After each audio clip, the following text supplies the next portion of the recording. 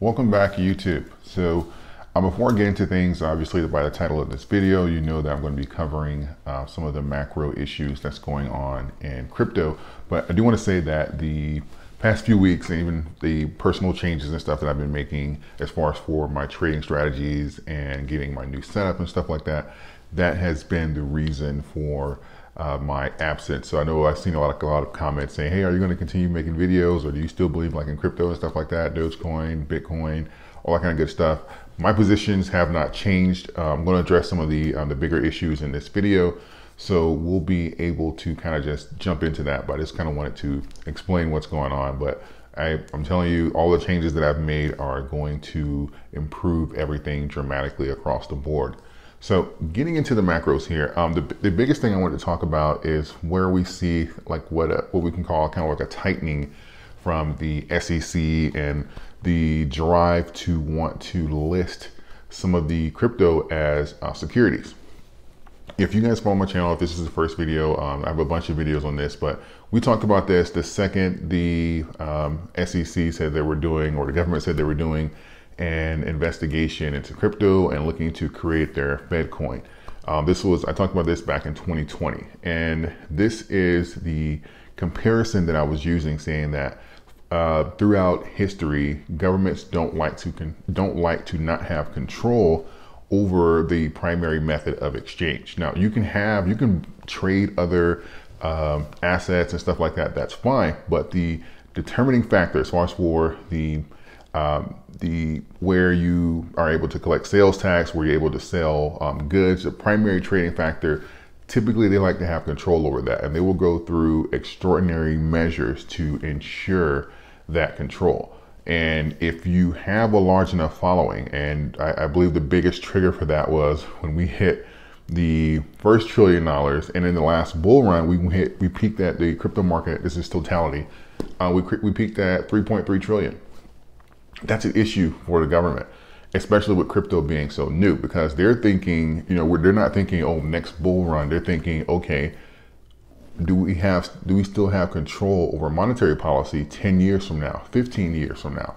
If they're doubling in one bull run and they're already peaking at 3.3 trillion, where are they going to be 10, 15 years from now? 15 trillion, 20 trillion, higher? That's a threat to the dollar. So this is what I was talking about. They're going to come after crypto very hard to gain control, and anything really that gets listed that has a large following, has a large holding and stuff like that, they're going to say, no, that's a security. That's under our control here. We have to protect the consumers and stuff like that. Now, before I go deeper in the video, I do believe that we do need some form of regulation. I've been a huge advocate for a lot of the BS that we've seen with these knockoff coins and stuff like that. I do believe there needs to be some type of protection there. Like if I use the example, if Walmart came out with a coin, I shouldn't be able to come out with a baby Walmart or a little Walmart or something like that and use an identical logo. And there's protections here that we kind of see, kind of like with business structures, LLC structures and stuff like that. You'll get sued into oblivion if you do that on a regular basis here. So I do believe there's some protections that need to be implemented, but we have to be careful here because this is a slippery slope, and this is kind of where you can kind of create a crypto market that is the mirror image of the stock market. And we know the corruption and the BS that goes on in the stock market, because the SEC, they're not doing a good job at managing the stock market. So I don't think that we should have faith that they're going to somehow come up with this miraculous new program to accurately manage the crypto market. I mean, look at what, guys know I'm a huge advocate for going against shorts and them even being like legal and stuff like that. You have companies that are allowed to print articles and have the run the major articles and stuff like that. And obviously they write positions that support their current holdings, and they write negative things about positions that they have shorts against. That is a direct influence over the market here, but that's fine according to the SEC. So you can take out a negative position, start writing articles take out a short position, start writing all negative information out about it, push it out to the masses, and short a company down to absolutely nothing, sometimes shorting well over 100%, shorting shares that don't even exist. But of course, that's not an issue for the LLC. That's not an issue for the SEC. The issue is these kids and stuff out here trading Bitcoin and buying goods and stuff like that. That's the primary focus. We have to get that under control, right? So keep that in mind. The strategy that I believe that they're going to use is they're going to come after businesses, because where crypto is right now and where it can be 10, 15 years from now is really going to play out in the amount of utility that these coins have. Whether that be a institutionalized coin, something like Bitcoin, and you break it down into fractionals or Satoshis or something like that, or a roadmap like Ethereum, the consumer coin, something like a Dogecoin. All of these coins their longevity depends on utility. So this is why I believe the SEC wants to start not sanctioning, but listing these currencies under securities and stuff like that, and before they put out their Fed coin, their Fed dollar, because this is going to be their angle to say, okay, as a business owner, if you're doing business and you accept crypto, it needs to be the Fed coin.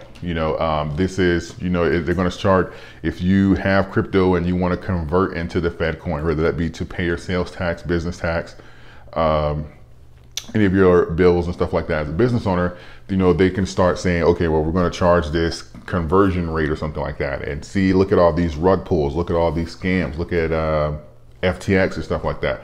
This is why you need to make sure you have the Fed coin, because the Fed coin is backed by the US government. So it's unlikely that we're going to go bankrupt and stuff like that. And the government is obviously backed up by our military. So they're going to say, hey, what are these cryptocurrencies, what are they backed up by?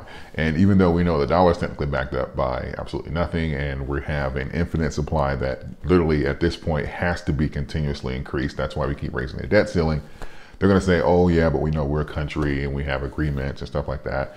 And crypto doesn't. So this is why you need to be using the Fed coin for security purposes and stuff like that. And basically kind of use like fear mongering and stuff like that to get businesses and stuff and corporations on board with using their coins versus a decentralized one, whatever that may be. Instead of even letting the people choose, it's really not about choice and stuff like that anymore. And when you start putting up these trillions of dollars in numbers, they're going to say, okay, we need to get in front of this and make sure that we have control over what's going on here, and making sure that we can